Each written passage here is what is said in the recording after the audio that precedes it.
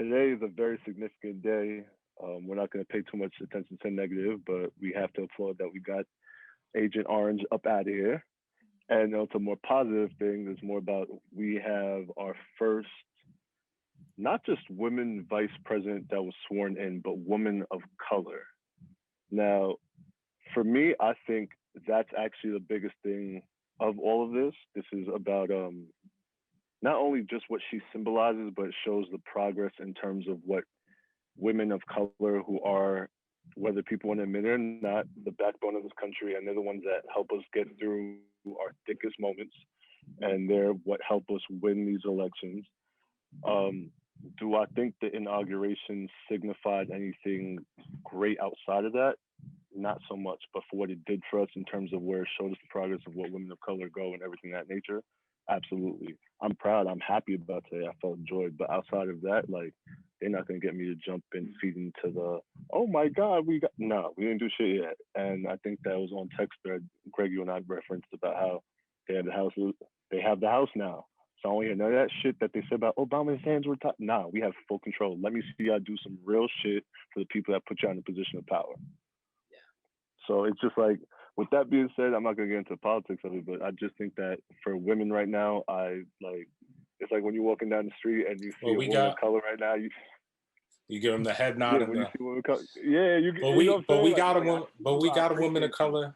We got a black queen with us right now, so I really want to hear what Eb has to say, and you know, she told me she's gonna have some interesting things to say, so I'm interested to hear it all out.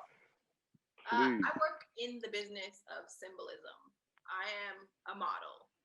Symbolism. I work in the business of optics. So I understand very well how important it is to see Black people, particularly Black women, in high positions. I understand that when I am photographed with my big natural hair and I'm on a billboard in Times Square, that gives a young Black girl the opportunity to look up and see herself. That gives a young Black girl the opportunity to look up and go, ooh, I can make it there one day. It's hope. You know what I mean? It's possibility. However, like you said, I don't think it goes beyond optics. I don't think it goes beyond symbolism. And it's like, at a certain point, how much symbolism do we need? I think we need tangible, real change. And I don't think that's going to come from... No, can we touch that change? Like, is that change actually a real thing? Or in my industry, so much has changed on a visual level. You know, they're starting to incorporate more Black women and more women of color in front of the camera.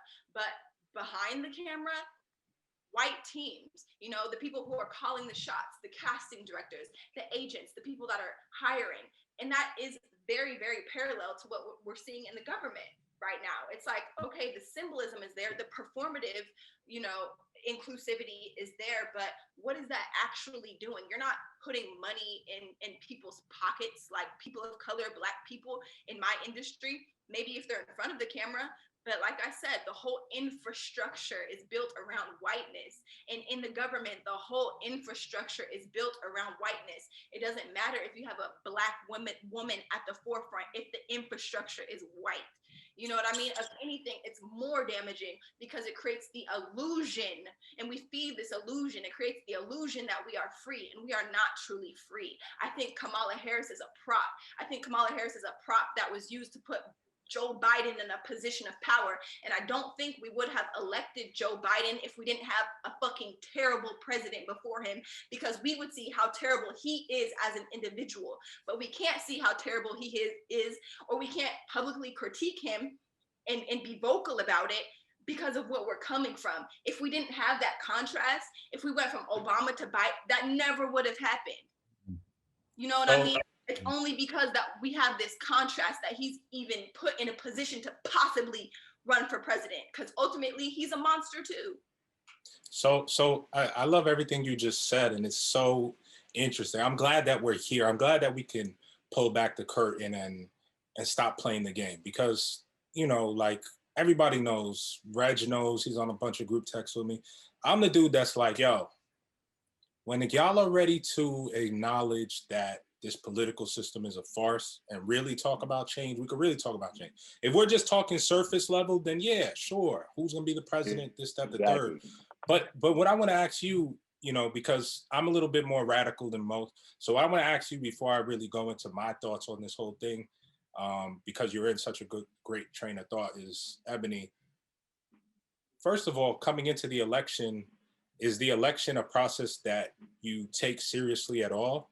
And if you did /do, who did you really want to see in office? Because you said, Kamala's been kind of used as a prop to get Biden in there. So to you, does that seat mean anything? Or are you looking bigger than it, like we need to change? I stopped taking this seriously in 2016.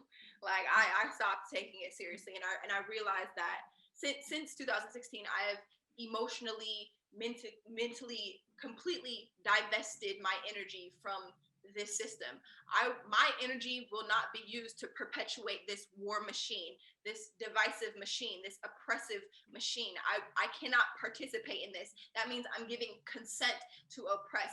I'm giving consent for my own oppression. As a Black woman, I'm the first to be oppressed, and I cannot consent to that. And I think that's what Black people have to realize. Like, as long as we participate, we are consenting to our own oppression. Like, you are giving someone permission to oppress you, and I don't think that connection is being made. So do you feel that there's not value in Trump being removed from office, or you feel like it's kind of a lateral move? I think there is value in Trump being in office. If I'm keeping it 100, like, thank you, President Trump, for shedding some fucking light on what this country really is. Like, can we not act like because we had a Black president that racism has been eradicated and everything's all good? Like, thank you for revealing our shadow and showing us who we really are. Like, I'm hella grateful for President Trump. If I'm keeping it real, like, wake the fuck up. Can we stop all playing? Can we stop pretending like everything's all good? Yeah, I think that's the nail in the coffin right there, right? Because I've been saying, Greg knows, I've been saying this for a long time. I got criticized a lot by me and Reggie get in this argument all the time where it's like about why I didn't vote for Hillary Clinton, right? Yeah. Because it's not because I wanted Trump, it's because I didn't believe in her, right? I don't believe in. Did you vote for Trump, or you just didn't vote for Hillary? No, I didn't vote for Hillary. I'm not a Trump guy. I'm not a Trump guy at all. But was I gonna sit here and cry about a bunch of racists and getting their votes in and selecting them? The Democrats had a duty to put someone in front of the American public that would really get us to go and vote for them, right? They knew that Black people were increasingly divesting from Democratic Party because we've been supporting them for a long time and we've never got anything from it. So when the chickens came home to roost, like to roast, like Malcolm X said, right? They were everyone was devastated, but we knew. So now that we have Kamala and Kamala and Joe Biden, I do want to give them time because they're there now. But I do say these are not progressives. You know what I mean? These are not people who actively seek change. You know what I mean? They want to go the party. They're here trying to say that. I don't mean to cut you off, but the thing that's funniest to me, right? And I don't even want to dive too much into this because it's going to turn to a political debate. Yeah, did you guys realize that a lot of the people, like someone like Kodak Black, someone like Lil Wayne, they're in jail for some of the policies that Joe Biden and Kamala Harris were the ringleaders for. And I think it's funny that on the way out, Donald Trump is a motherfucker pardoning them.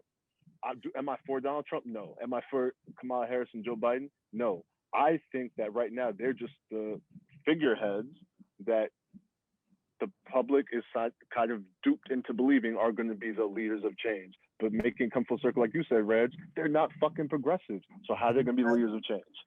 The wholly Democrats and Republicans believe in a lot of the same things, right? And one of the things that they believed in for years and years and years is to be punitive to Black people. That's what they believed in. And then they also got elders in the church community, especially, to believe in that as well. Yep. That's how the crime bill got passed.